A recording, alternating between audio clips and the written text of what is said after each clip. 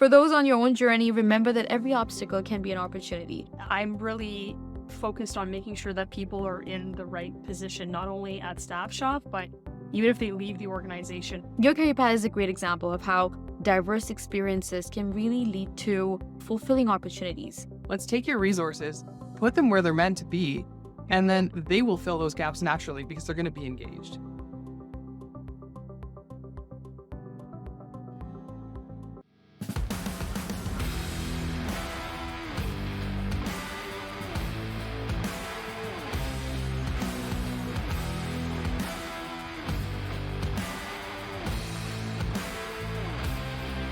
Welcome to the Indigenous-SME Small Business Podcast. This is your host, Maheen, and we are back again with another episode designed to inspire and empower. Our platform is dedicated to celebrating the crucial role that small businesses, particularly Indigenous and women-led businesses, play in shaping the economic and cultural landscape of Canada. Today, we'll be diving into the power of Indigenous and women-led businesses, the importance of values-aligned partnerships, and how understanding one's core values can drive business success. We're very honored to have two incredible leaders who are making a significant impact in the business world. Jennifer Ménard-Shand and Alison Hernández. Jennifer Ménard-Shand is a First Nations Ojibwe and French-Canadian entrepreneur, speaker, and the founder and CEO of Staff Shop Inc., an award-winning certified Indigenous and women-owned staffing and consulting firm. Jennifer's journey is one of resilience and triumph, overcoming personal and professional challenges to lead a purpose-driven organization that makes a positive impact on both individuals and the broader community. Alison, or Ellie, Hernández is a seasoned professional and the Chief Operating Officer at the Staff Shop Inc., known for her strategic acumen and leadership. Ellie has been instrumental in driving the company's success. Her commitment to excellence and innovation has shaped the company's trajectory, making it a leader in its field. So join us as we explore their insights on leadership, business growth, and the powerful role that values play in building successful enterprises. Hi, Jennifer and Ellie. Welcome to the show. How are you both today? Good, thank you. Awesome. Thanks for having us. Very pleased to have you with us here, and we're very excited to dive deep into a conversation which I'm sure our listeners will deeply resonate with. So we're very excited to have you both share your insights, share your expertise, because you both come from a very detailed background, especially in the business world. So we're very excited to have you both here. Now, Jennifer, you particularly, your journey is nothing short of inspiring. Like from starting a business to leading into a very successful Indigenous and women-owned business. Your story is one of resilience and empowerment. Can you share with us how your upbringing influenced your entrepreneurial journey and what pivotal moments led to the growth of your company? Good question. So I grew up in Northern Ontario, in the nickel capital of the world, Sudbury, and I like to say my childhood was amazing until my parents got divorced when I was 7, and then from there, I guess my story turned into what I would call I come from humble beginnings, very humble beginnings, because I ended up with my mother, who had full custody of me, and ended up with a string of men that abused her. And so there was a lot of domestic violence in the home, alcoholism and all kinds of challenges that I had to navigate, especially through my teens. I say that I tried to spend the majority of my teens trying to save my mother from these types of relationships, and one in particular. And so that kind of propelled me down quite a few dark paths. I was, dabbling in alcohol and drugs and partying and, petty crime and even witchcraft at one point to try to regain some sort of control. And so there was a lot of kind of healing that had to happen in terms of getting back on the right track and into the light. And so I did a lot of therapy for many years, and I find PTSD in particular was one of my issues, that and imposter syndrome. And there's a therapy called EMDR that is actually really good for that kind of stuff. And so I spent years in therapy, and then I ran away to the city of Toronto at the age of 20 and worked really hard. That's something that I never gave up on, is just doing well in school and working hard and surrounding myself with good people. And so I ended up healing through kind of the village that it takes to raise a child, and through reconnecting with my Christian faith in my early 30s. Right. The therapy was really successful, but I like to say God has the power to heal faster than decades of therapy. And that really turned things around for me. So in terms of how that helped me as an entrepreneur, it builds a lot of resilience, and it gives you a lot of perspective that if you are coming from an environment where you're constantly trying to survive, it makes, I guess, business challenges today seem kind of small and easy to get through Right. compared to that. So I hang on to that resilience, and there's other themes in my story like trust and forgiveness. Mm-hmm. I had issues with those two things, and that has really kind of opened up the door for me to grow as a leader and for the organization to grow. Giving you an example was the pandemic. That was kind of a crisis for us because we were very focused on hospitality events being our niche. And I'm thankful for my humble beginnings, because for me, when I see a crisis and an opportunity or a need to survive, it feels familiar. As I've been there, I've survived, this too shall pass. And so I get kind of calm in those situations, and I'm grateful for the past for those reasons. And then in terms of kind of growth going forward, I've learned that no one makes it alone. As an entrepreneur, sometimes it can feel lonely at the top, or you can kind of accidentally put yourself in a lonely position. And I would just encourage people to reach out, and there's a lot of power in community. And now, I mean, I work for other people. It's not for me to survive. My businesses aren't for me. They are for others. And it's all about serving upward and outward. And so I think that's what really keeps us growing. That's wonderful. Not about me. Thank you for sharing your story. It's quite inspiring, from how far you've come along to doing something so great. But what strategies did you implement to overcome the challenges that you faced, if we talk about during recent economic downturn? So the first thing, I call my tribe of mentors. Mm-hmm. I use them like a golf club set. I have nurtured these relationships over the years. I've always been a relationship builder. I love people, and I love, the value in relationships. And I have a lot of mutually beneficial relationships that I've kind of cultivated and nurtured over the years. And, that idea of like calling a friend when you're in trouble. Right. I guess I kind of have a guy for everything in a way. And I would do the same for these people. And so I spent a long time surrounding myself with people that are experts in areas that I am not. And so I lean on them a lot. And that was the first thing I did during the pandemic, or really any crisis or downturn. And then I would say, I think as an entrepreneur, you have to be quick at reallocating resources and kind of tapping into that survival mode, and figuring out, okay, I have all of these assets and this infrastructure. What do I do with it in a time of crisis if it's no longer useful? Because I'm sure it's useful to someone, to something, and in some area. And so I really kind of looked at, our database and our team, and who was able to kind of help us through this, either as a partner or that may need something else from us in terms of a service, and really kind of thought outside the box of what else could we do with what we've already built. And that kind of gave us the idea to diversify and not be so pigeonholed in a niche. And so we kind of opened up the doors to being more of a generalist staffing and consulting firm, and then grew across the provinces here in Canada with a couple clients in the US and the Caribbean. And so the pandemic turned out to be a gift.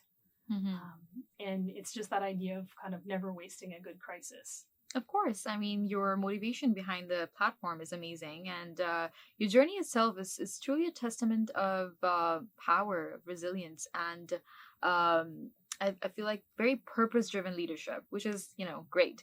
Jennifer's story really reminds us of the resilience and the strength that drives entrepreneurs, especially those facing personal challenges. For those on your own journey, remember that every obstacle can be an opportunity. It's really about using your experiences to build something meaningful. Now, Ali, your career path is a great example of how diverse experiences can really lead to, fulfilling opportunities. Right? And you've played a pivotal role in shaping the success of Staff Shop. What led you to join Jennifer and become a part of this Staff Shop story? And how has your role evolved over time? Yeah, so it's a lot like Jennifer said. It's all about surrounding yourself with the right people and leaning into people who have the knowledge and experience that you don't have. So back in, I guess, 2016, right before I met Jennifer, I was working in retail management. So for various organizations, I was doing, people and operations management in the retail space. And it was a scary time for brick and mortar retail. Right. There were stores closing all over the place. There were a lot of big brands that were starting to go into receivership, and it was kind of a bleak outlook for the industry. So I loved operations, I loved people management, but I was a little worried. I was like, what's my future in this industry? What's going on here? And so that's when I had started reaching out to my own network, friends and family, and said, hey, like I need to brainstorm this with someone who knows something about what are the futures of different industries and what does it look like when someone tries to pivot from one space to another space and use their skills. Through that investigation that I did, I was connected to Jeff Bagg, the president of the Bagg Group at the time. And I just, knocked on his door and wanted a bit of a pick your brain type of session. I thought, this man runs a very successful staffing firm. Their whole job is to place people in roles that make sense, where they're going to succeed and make the company succeed. And so maybe he knows something about what's going on in different industries. He might have some insights or some advice for me as to what someone in my position might want to do, being sort of a little worried about the future of retail. So I sat down with him and, some might call it just a coincidence that it worked out this way. I think it was God's plan. Right. He didn't really have a whole lot of advice for me, but he started turning it into basically an interview. I wasn't prepared for one. I kind of came in with, my little cardigan and my leather jacket, and I just started answering his interview questions. I guess, as I suspected, he has a knack for knowing how to place people successfully. Right. And so he had seen an opportunity. So that interview with him turned into a second interview with Jennifer, who was working for him at the time. And, one thing led to another, and I ended up being able to use those people and operations management skills and apply them in the staffing context. So Jennifer had created the hospitality and events division there at that organization, but she was being leveraged in other areas at that time. And so there was a need for someone who could use the skill set that I have to keep that division healthy and growing and running. And so I fit right in there. Right. That's where I got to know Jennifer. And as we worked sort of side by side, we had different realms of what we were responsible for, but our desks were beside each other. We had a lot of overlap. It was the division she had started, so I learned a lot from her, and we started to notice we have a lot in common in terms of just our values and our vision and what's important to us, and that's hard to find. It is. Like I said, I think it's not just a matter of luck, although you do need a stroke of luck to find someone that you're aligned with that way. So when she had the opportunity to buy that line that I was running and spin it off on her own and take the entrepreneurial plunge, I didn't hesitate at all. I knew the alignment was there. And I think using the skills that I have to embrace this challenge of like, okay, let's start a business from the ground up. Let's build this was super exciting, scary, but very exciting. I didn't hesitate at all. And then I guess to answer the second part of your question, how is my role changing over time? I'm sure a lot of people in positions like us have a similar story, is that your role changes as the business changes. That's right? True. The business is a living organism. It changes over time. The demands of the business change with the market and with the vision. And so I think I have a fairly typical trajectory of just being that jack of all trades. I get to learn things I never thought I would learn. Every day is different. And so my professional career evolution has really just kind of mirrored the evolution of the organization itself. That's amazing. I mean, this duo right here, it's an iconic one because I love it. Like both of your personalities are so different, but you both balance each other out very, very well. And Ali, your approach to leadership and remote work is incredibly insightful, and we'd love to dig deeper into this. So tell us about, how do you keep your remote workforce unified and engaged, particularly with your unique work-life integration model? I'm so glad you asked that, because we both are, but I'll speak for myself. I am so passionate about remote work. Like I would sing it from the rooftops. I think it caught on gained a lot of momentum during the pandemic when people were forced to work from home. But I will say we were working remotely before it was cool. So we didn't have to pivot at that time. We had built the company that way, with a longstanding belief that this is how you ultimately integrate who you are as a person. Okay. People think of it a lot of times like, oh, it's my professional life and my personal life.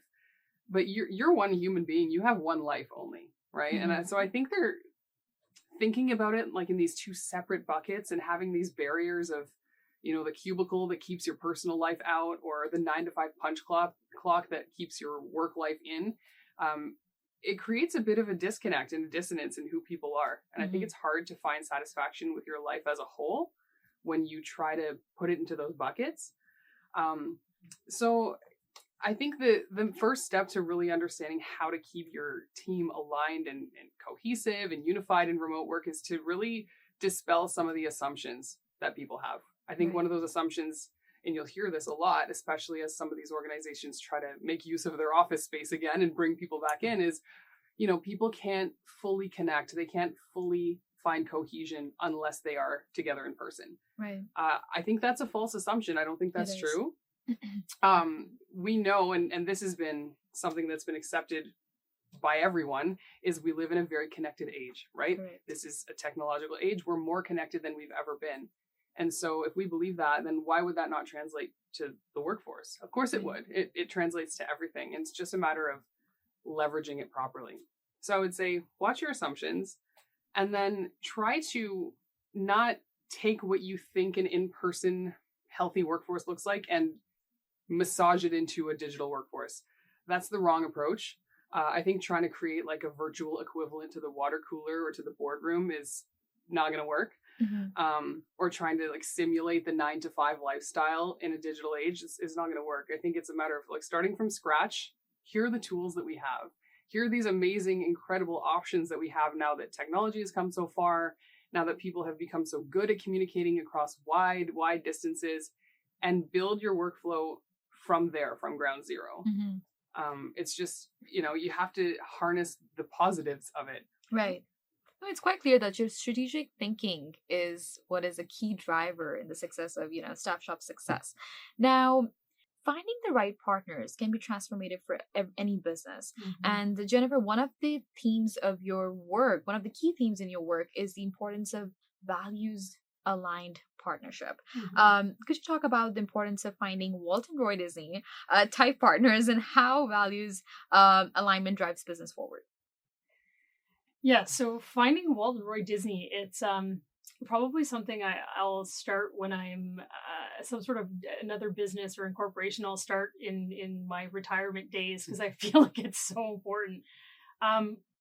It's almost like finding a Yoda, right, or a tribe of mentors. And I found my Yoda first, who was Jeff Bagg, and he used to say, "Jen, you're like the Walt Disney of this operation. You must find Roy." Right.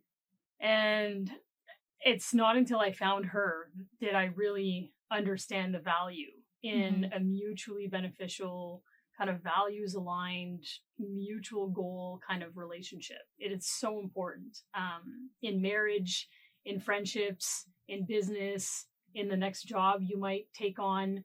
Really making sure that you're aligned with a person, I feel like allows you to be able to create this unity that just can't be replicated anywhere else. Right. Her and I, as you mentioned, are the same but yet different, and us, our combination is like no other. So we're much stronger together than we are apart. Right. And so it's a beautiful thing, because I speak about this a lot, and we have a special core value assessment that we use that kind of supports this.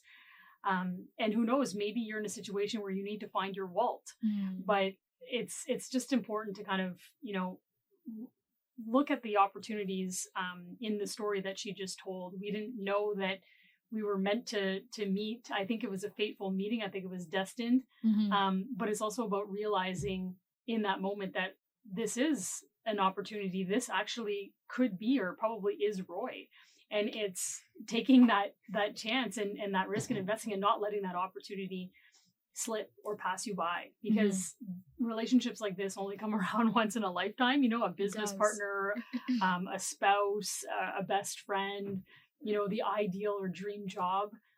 It doesn't come around often. So if you do come across it, hang on to it and nurture it for dear life, because it's very special. And it took years for me to find Roy. My mentor, when he was telling me that, I said, yeah. And I used to keep it in the back of my mind, but it's not an easy thing to find. And so I think that it's a good combination of fate and maybe some luck, but you've also got to do something with that opportunity and help it grow. That's beautiful. It's so inspiring and beautiful to hear how, shared values can create something so powerful and impactful. Now, Ali, how have these values aligned partnerships influenced the strategic direction and growth of the staff show? So it kind of goes by what she was saying. If values alignment is so important, if that's like the key, like you have to have the same purpose, you have to have the same end goal, then you need to communicate those values. You can't find that you have common values with another person or with your team or with the company you work for if you're not speaking about them and articulating them well. And at the same time, I think you can't run a company, you can't steer a ship that you don't know where it's supposed to go, right? And so I think our approach is anytime there's a strategic direction that we want to take the company, anytime there's a large project that we want to take on, we always start with what's the purpose, what's the goal, where is the alignment, what are the values that are driving this, and give our team absolute ample opportunity to understand that, to ask questions about it, to really reflect and ensure that they are aligned and bought in. You're never going to agree with every single move your company makes all the time. People have different approaches, they have different opinions, but if you trust that you understand where the company is headed, you know why certain decisions are being made, or at least you know what are the values that's driving them, it's so much easier to buy in. Right. And I think as a result of that effort, our performance reviews for our team, they're highly focused on values alignment and engagement and understanding of our culture. The way that we start all of our executive communications, same thing. Start with the values and work your way from there. And I think as a result, our team is very agile. They're able to switch directions. Change management is a breeze for us. People are more willing to get on the ship and stay on it because they know where it's headed. And even if you have to make a few dodges and turns, they don't completely confuse you and throw you off of the mission. Right. No, this approach clearly plays a very pivotal role in your business strategy as well. Let's take a moment to reflect on the importance of values in business. Aligning with partners who share your core values builds trust and mutual respect, driving success ultimately. And for those building ventures, consider how this alignment can really propel both vision and purpose forward. Strong partnerships are about more than business. They're really about shared goals. That was an insightful discussion on values-aligned partnerships. Before we move on to the next topic, let's take a short break. Stay with us for more great insights right after this. You dreamt big. You made the leap. You and your "we're not stopping at small" business. Doesn't matter you've never done it before. You unlock those problems. You adapt to change. You learn to evolve. You're pioneers in challenging times, finding your own frontiers. Wherever you e-commerce, UPS is with you, so nothing is going to hold you back. Welcome back. I hope you enjoyed that short break and got a chance to hear from some of our amazing sponsors who helped make this podcast possible. Now let's jump right into our next discussion about utilizing the Core Values Index and how it drives success. Now, it is very important and it's very crucial to understand oneself and one's team to get to that level of success. And the Core Value Index is a great tool to be able to do so. Let's start with Ali this time. Sure.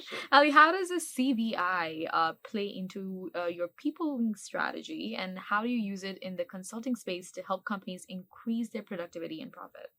Yeah, so the Core Values Index, Taylor Protocols developed it. It's an assessment tool unlike any other. I'm sure you've heard of many of them, the Myers-Briggs or DISC or whatever it might be. This one is special.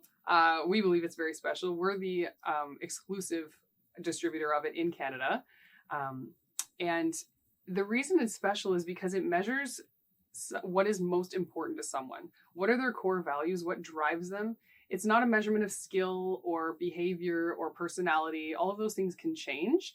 Right. But what really matters to you deep down, that doesn't change. Mm-hmm. And so for us, I think I can't imagine a peopling strategy that doesn't involve the CVI now that we've been using it for so long, Right. because it really is the secret sauce. Someone takes the assessment and you get a readout of what matters to them deep down. Like, what is that driving factor for them? What is the thing that makes them feel as though they're contributing in the best possible way in this life, in this world? And when you know that about someone and you can place them in a role that feeds into that naturally, your work is done. Like, morale is taken care of, like job satisfaction is taken care of. You ever hear about people saying they have the Sunday scaries? You Yeah. heard that term where it's like, oh, it's Sunday night and you're like really depressed because tomorrow you have to go back to work and it's a grind and you have to, do all these things and leave your true self behind on the weekend and jump back in. Mine starts at 12 p.m. Yeah, like, see? afternoon. It's not even. It's a real problem for people. Right.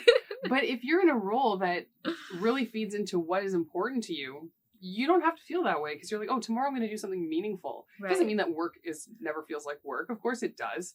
But it's that overarching theme of like, what I'm doing matters. What I'm doing does feel like part of who I am. It's not like I have to deny myself in order to perform this work. I'll give you an example. So you take someone that one of their core values is love, right? Mhm. Relationship building, communication, community building. And they might be in a role where that's not a part of their job. They're doing, I don't know, data entry. They're forced to be accurate. They're forced to, deal with numbers, which is great. But it doesn't feel like who they are. They're like, where's the love? Where's the community building? That person may not be your highest performer. Right. It's not because they're not good at data entry. It's not because they don't have the skill. It's because it's not energizing them, right? It's not giving them energy. It's draining them over time. Right. So you place that B player into a role where they are people first, where they are able to leverage their relationship building skills and their desire to build relationship. And like, boom, they become an A player because they're not forcing something that doesn't fit. And that's how we use that with our clients. It's like really reducing bottlenecks by taking people and putting them where they're meant to be, so that you don't have to dig into like, oh, let's fix your workflow. Let's look through all your standard operating procedures. Let's change them around. No, let's take your resources, put them where they're meant to be, and then they will fill those gaps naturally because they're going to be engaged. Oh, this is great. I mean, the tool itself offers such a unique perspective on team dynamics and business growth. Now, Jennifer, how has the CVI influenced your approach to leadership and employee placement at Staff Shop? Well, it really is kind of the compass, I guess, that I use for myself first. I think there's a saying out there, seek to understand yourself before you can understand others. Yeah. And so I had to do a lot of work on myself first and with our internal team.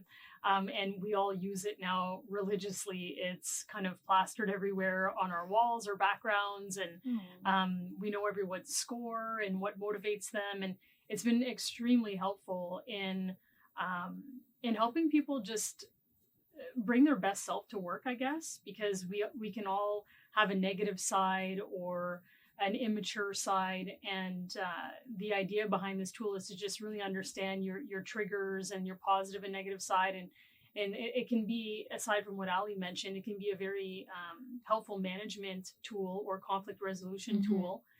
And so we all sometimes journal about patterns and trends and things that we're seeing when we tend to go negative. Right. And we've been taught to shift into the next energy that we have access to, because you can't be in two energies at the same time.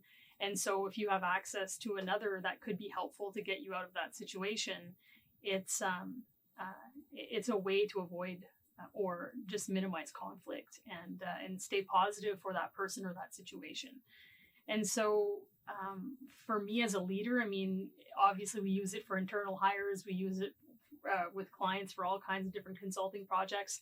But I'm really focused on making sure that people are in the right position, not only at Staff Shop, but even if they leave the organization. I'm very invested in making sure that they're lifted to their highest level of contribution on earth, because if you are, wired a certain way, you should probably be doing a certain thing or in a certain position and be utilizing the gifts that you've been given.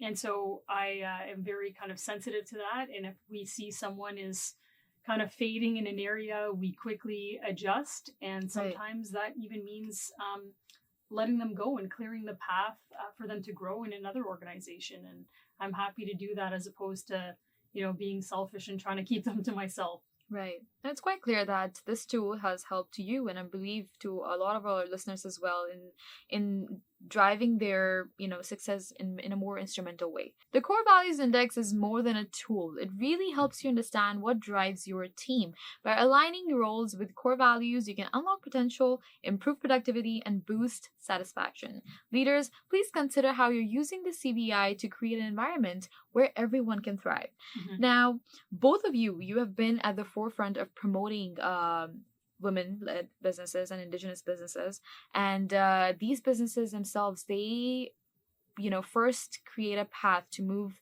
the reconciliation part forward, and second, to drive the economic empowerment. Mm-hmm. Jennifer, how do you see Indigenous and women-led businesses contribute to reconciliation and economic growth in Canada? We're making big strides in that area, and I'm excited about that area. I think that, a couple things that I learned from my mentors over time.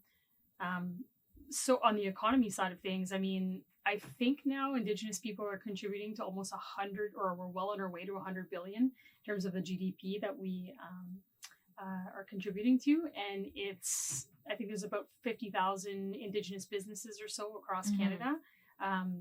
And I'm not even sure really of the number of just women-led versus Indigenous and women-led. And so, and we're Indigenous people are the fastest growing population. Wow, yes. So that was a surprising and heartwarming fact to find out, because we're only 5% of the population right now.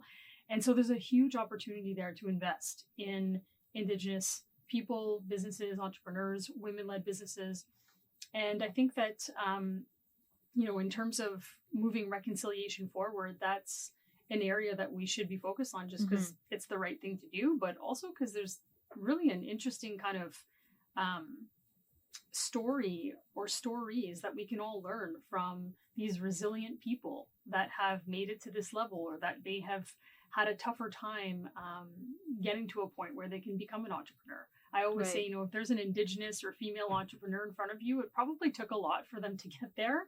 And it's important that we learn from their stories so that we understand how to be able to give back. Because on the topic of reconciliation, I'm asked to speak about that topic a lot through my agent speaker spotlight across Canada for various organizations. And people always ask me, what can we do as individuals and organizations to help move reconciliation forward? And first, it's just about educating yourself and listening to the stories. Because you learn so much. And, poverty is still our biggest issue. 600 out of 634 First Nations are still in poverty across Canada. 50% of First Nations still live on the reserve. 73% of communities are still without clean water. Right. And so, we didn't get the right to vote until 1960, or the last residential school didn't close until 1996. And so when you start to wrap your head around some of these challenges, you start to understand the barriers and how it is difficult actually to just reconcile quickly.